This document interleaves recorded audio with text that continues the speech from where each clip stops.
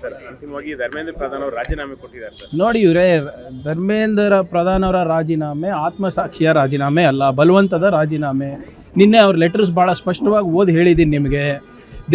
ಏನು ದೇಶದ್ರೋಹಿ ಶಕ್ತಿಗಳು ಒಂದಾಗಬಾರ್ದು ಅಂದ್ಬಿಟ್ಟು ನಾನು ರಾಜೀನಾಮೆ ಕೊಡ್ತಾಯಿದ್ದೀನಿ ಹೊರತು ನಾವು ಹೊಣೆಗಾರಿಕೆ ತೊಗೊಂಡು ರಾಜೀನಾಮೆ ಕೊಡ್ತಾ ಇಲ್ಲ ಅಂತಲೇ ಭಾಳ ಸ್ಪಷ್ಟವಾಗಿ ಲೆಟ್ರಲ್ಲಿ ಉಲ್ಲೇಖಿಸಿದೆ. ಏನೇ ಇರಲಿ, ಅದು ಮೊದಲನೇ ಹೆಜ್ಜೆ.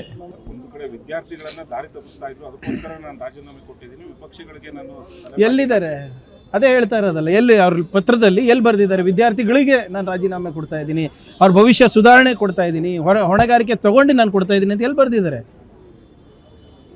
ನೀವು ಹೇಳ್ದಂಗೆ ದೇಶದ್ರೋಹಿಗಳೆಲ್ಲ ಒಂದಾಗ್ತಾ ಇದ್ದಾರೆ, ಅದಕ್ಕೆ ನಾನು ರಾಜೀನಾಮೆ ಅದೇನು ಭಾಳ ದೊಡ್ಡ ಉಪಕಾರ ಮಾಡ್ದಂಗೆ. ನಾಚಿಕೆ ಇರಲಾರ್ದೆ 10 ವರ್ಷದಲ್ಲಿ 152 ಪೇಪರ್ ಲೀಕ್ ಮಾಡಿ ಕೋಟ್ಯಾಂತರ ಮಕ್ಕಳ ಜೀವನವನ್ನು ಹಾಳು ಮಾಡಿಬಿಟ್ಟು ಇನ್ನೂ ಕೂಡ ಆ ಅಹಂಕಾರದ ಮಾತಾಡ್ತಾ ಇದ್ದಾರಲ್ಲ, ಅದು ಸರಿಯಲ್ಲ. ಮೊನ್ನೆ ತಾನೇ ಪಾಪ ಈ ಮಕ್ಕಳು ಎಲ್ಲರೂ ಸೇರಿ ಇವ್ರ ಅಹಂಕಾರವನ್ನು ಒಂದು ಹಂತಕ್ಕೆ ಮುರಿದಿದ್ದಾರೆ.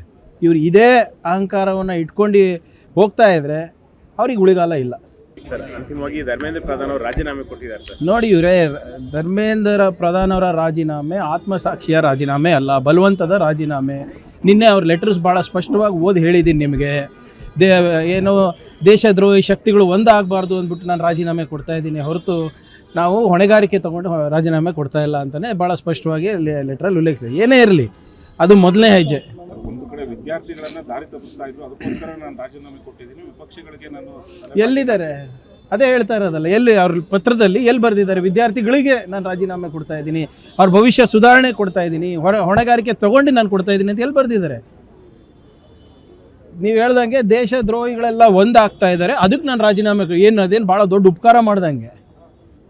ನಾಚಿಕೆ ಇರಲಾರ್ದೆ 10 ವರ್ಷದಲ್ಲಿ 152 ಪೇಪರ್ ಲೀಕ್ ಮಾಡಿ ಕೋಟ್ಯಾಂತರ ಮಕ್ಕಳ ಜೀವನವನ್ನು ಹಾಳು ಮಾಡಿಬಿಟ್ಟು ಇನ್ನೂ ಕೂಡ ಆ ಅಹಂಕಾರದ ಮಾತಾಡ್ತಾ ಇದ್ದಾರಲ್ಲ, ಅದು ಸರಿಯಲ್ಲ. ಮೊನ್ನೆ ತಾನೇ ಪಾಪ ಈ ಮಕ್ಕಳು ಎಲ್ಲರೂ ಸೇರಿ ಇವ್ರ ಅಹಂಕಾರವನ್ನು ಒಂದು ಹಂತಕ್ಕೆ ಮುರಿದಿದ್ದಾರೆ. ಇವ್ರು ಇದೇ ಅಹಂಕಾರವನ್ನು ಇಟ್ಕೊಂಡು ಹೋಗ್ತಾ ಇದ್ದರೆ ಅವ್ರಿಗೆ ಉಳಿಗಾಲ ಇಲ್ಲ.